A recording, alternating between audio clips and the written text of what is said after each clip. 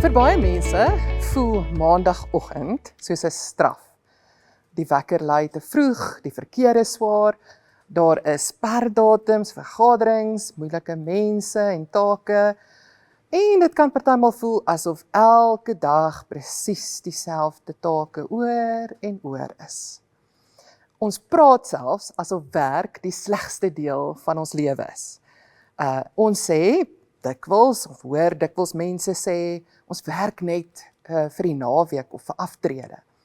En is maklik om te dink dat werk iets is wat ons moet verduur omdat die wêreld stikkend is.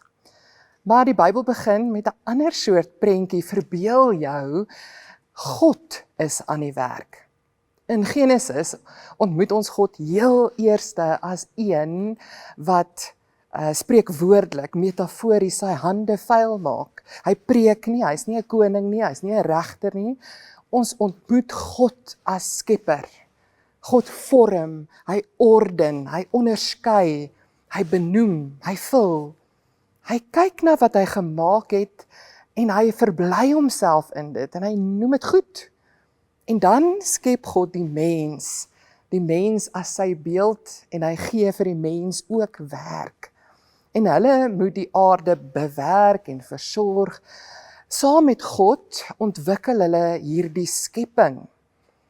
So in Genesis 2 vers 15 plaas God die mens in die tuin om dit te bewerk en dit op te pas. En dit gebeur alles voor die sondeval. Werk is nie 'n straf nie.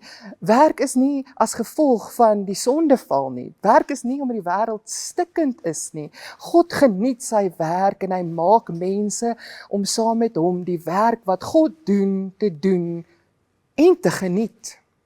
En so, werk is nie eers na die sondeval uitgedink nie. Werk is van die begin af deel van God se goeie skepping.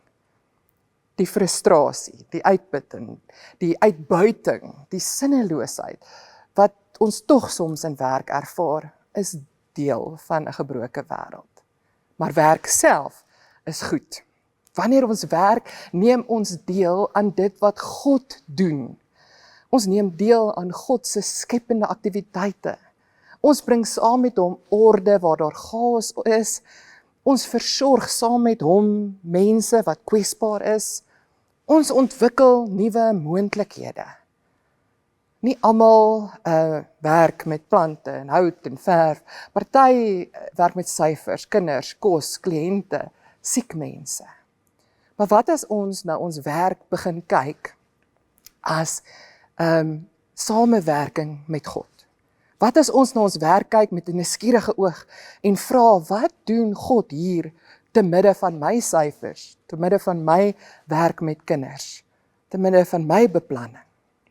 Kom ons bid dat God ons oë sal oopmaak. Ag Here, maak ons oop vir waar U aan die werk is in ons werk en help ons om ons werk te sien as samewerking met U. Amen.